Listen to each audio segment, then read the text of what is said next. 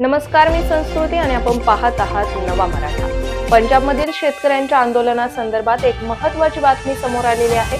पंजाबमधील शेतकरी आंदोलनाकडे केंद्र सरकार दुर्लक्ष करत असल्याचा निषेध करण्यासाठी आणि सरदार डल्लेवाल यांनी उपोषण सोडावे यासाठी स्वतंत्र भारत पक्षातर्फे येत्या सोमवारी म्हणजेच 20 जानेवारीला सर्व जिल्हाधिकारी कार्यालयासमोर सकाळी 11 ते सायंकाळी 5 वाजेपर्यंत लाक्षणिक उपोषण करण्यात येणार आहे।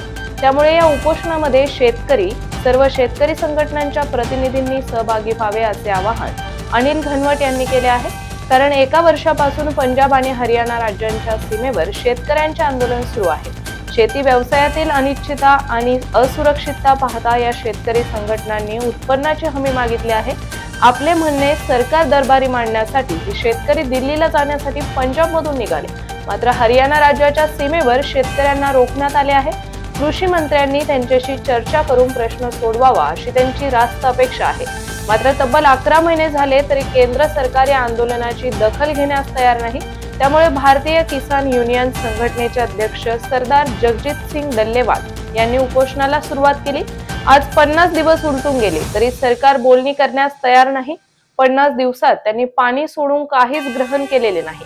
70 वर्षांचे कॅन्सर पीडित डल्लेवाल शेतकऱ्यांसाठी आपले प्राण त्यागण्यास तयार झाले। याशिवाय त्या ठिकाणी झालेल्या गोळीबारात एका तरुण शेतकऱ्याने आपला जीव देखील गमावला आहे।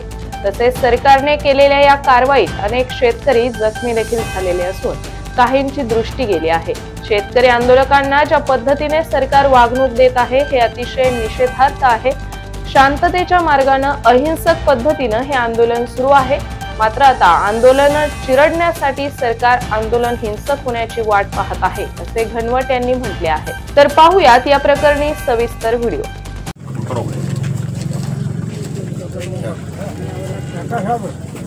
नमस्कार साथियों, मैं अनिल घनवट महाराष्ट्र से यहाँ आया हूँ और शरद जोशी जी के किसान संगठन से पिछले 40 साल से जुड़ा हूँ।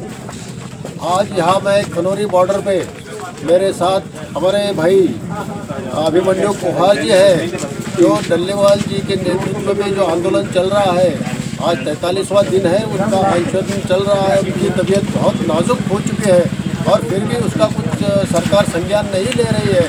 तो हम डल्लेवाल जी से मिलने आए हैं और इस आंदोलन को समर्थन देने आए हैं। जिस तरीके से सरकार आंदोलनकारियों से पेश आ रही है बहुत निंदनीय है और हम उसकी कड़ी निंदा करते हैं। सरकार ने जल्द से जल्द इन आंदोलनकारियों का जो भी कहना है उसे सुनना है और उसमें कुछ रास्ता निकालना है। या आंदोलन जो भी मांगे हैं इनकी, उन पे गौर करके जो कुछ भी ये मांग रहे हैं उस पर वो उनको देना चाहिए। इनकी मांगे पूरी होनी चाहिए। आज 11 महीने होने आए हैं यह आंदोलन चल रहा है। इतनी देर तो किसी भी आंदोलन को चलना ठीक नहीं है देश के लिए। और ये हमारा गणतंत्र है, इस गणतंत्र में किसी को भी कहीं जाने की इजाज़त होती है।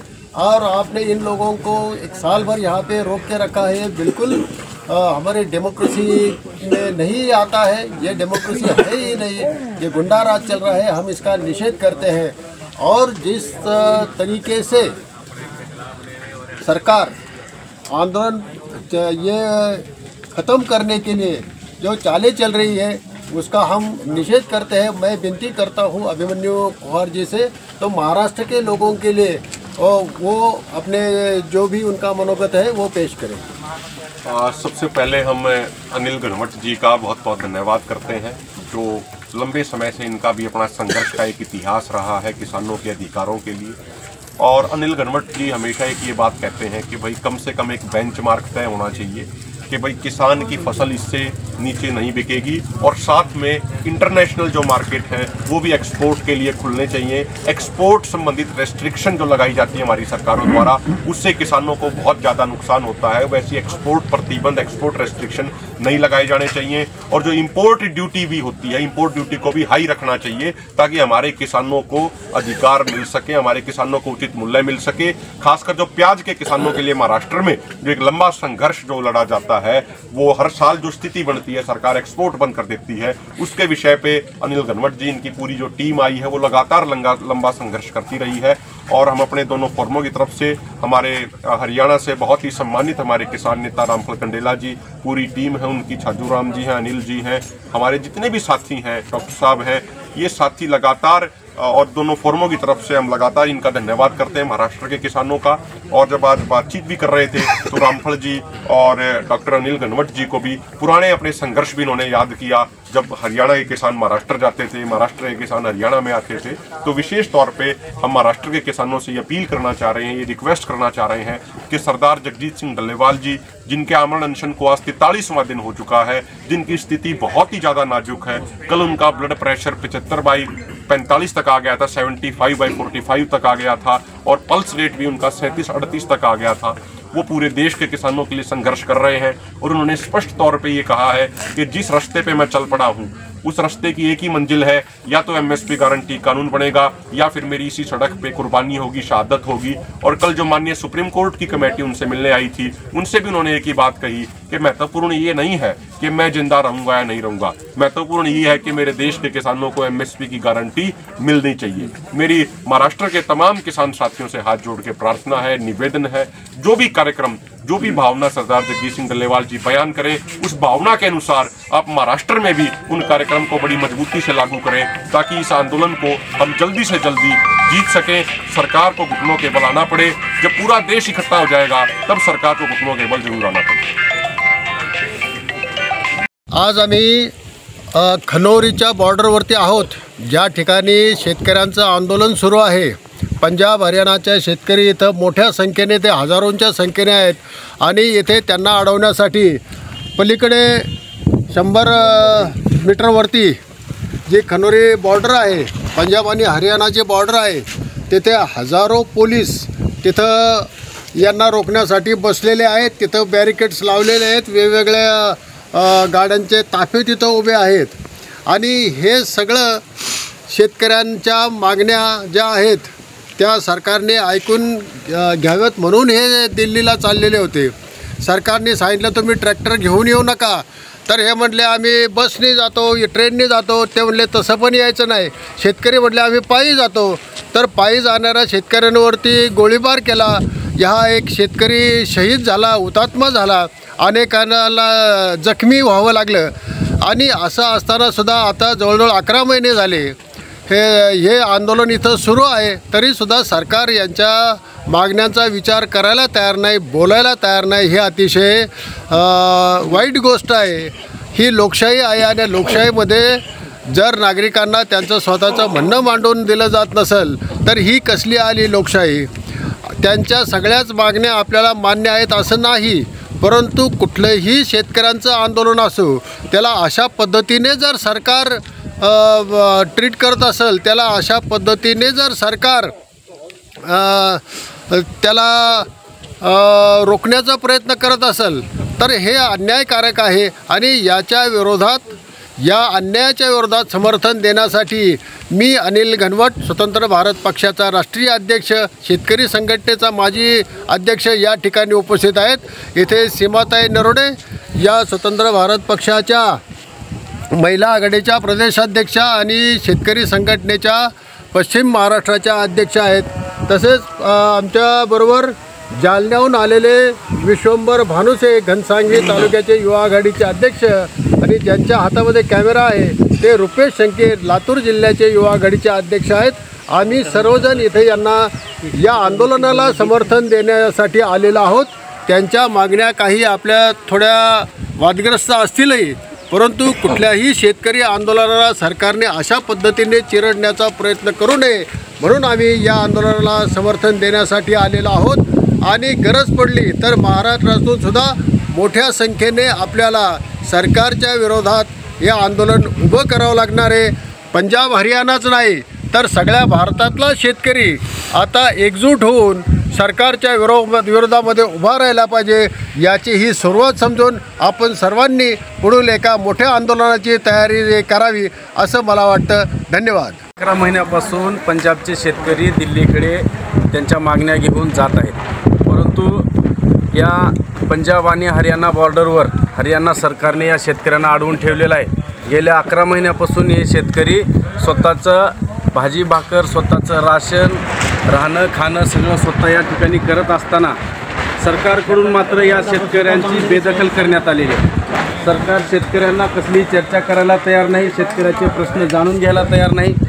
सोडवायची तर भूमिका सरकारची दूरच राहिली. आता 12-12:30 वाजलेले आहेत. या वेळेला सुद्धा आपण पाहू शकता की या ठिकाणी किती मोठ्या प्रमाणामध्ये कडाक्याची थंडी पडलेली आहे. वयस्क लोक आहेत, लहान मुलं आहेत, महिला आहेत, हे सर्वजण या कडाक्याच्या थंडीमध्ये आपले प्रश्न घेऊन या ठिकाणी ठाण मांडून बसलेले आहेत. परंतु सरकार या शेतकऱ्यांकडे बघायला सुद्धा तयार नाही. आपल्या देशाचे पंतप्रधान नरेंद्र मोदी शेतकऱ्याचं उत्पन्न दुप्पट करतो अशा प्रकारच्या या ठिकाणी घोषणा देत आहेत. परंतु शेतकऱ्याचे प्रश्नसुद्धा ऐकून घेण्याची त्यांची मानसिकता नाही. अशा या निर्दयी आणि उर्मट सरकारचा आम्ही या ठिकाणी निषेध करत आहोत.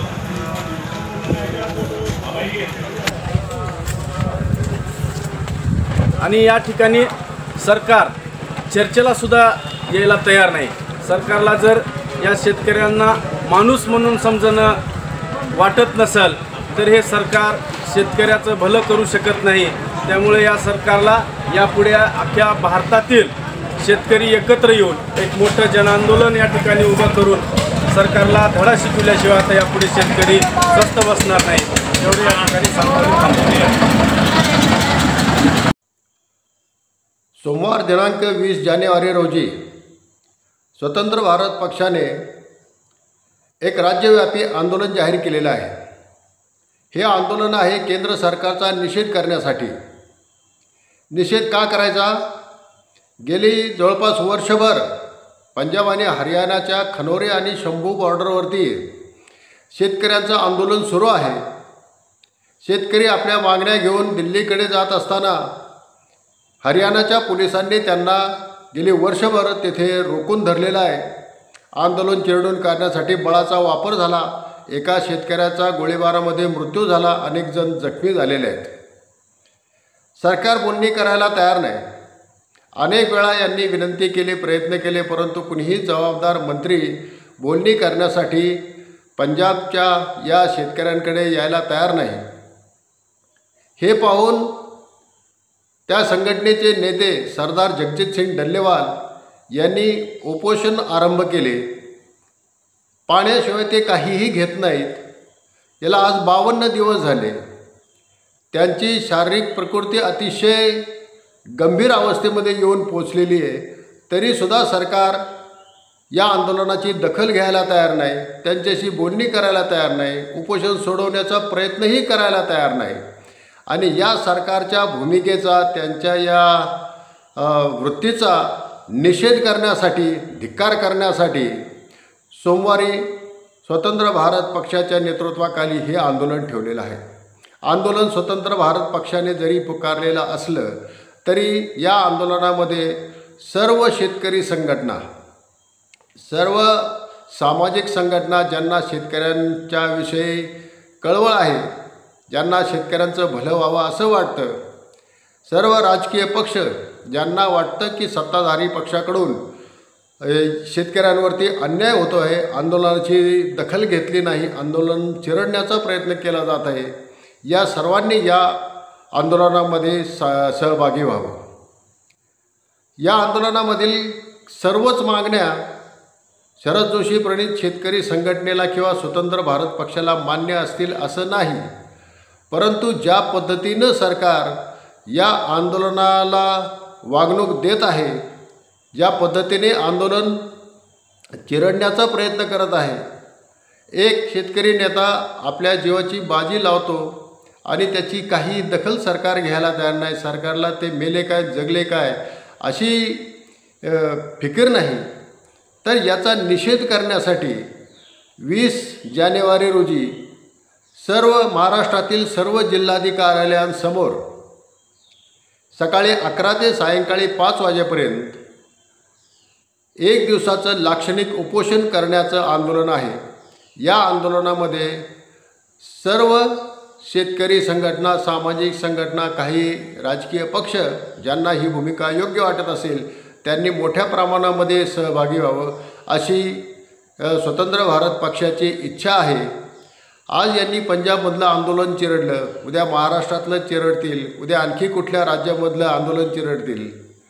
सरकारची अशी हिंमत वाढत गेली ती कदाचित उद्या शेतकऱ्यांवरती रणगाडे फिरवायला सुद्धा हे कमी करणार नाही.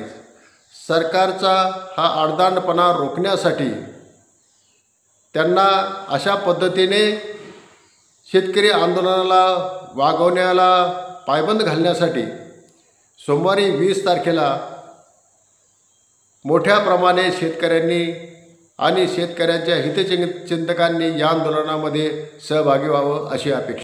तर अशाच माहितीपूर्ण बातम्यांसाठी चॅनलला सबस्क्राईब नक्की करा.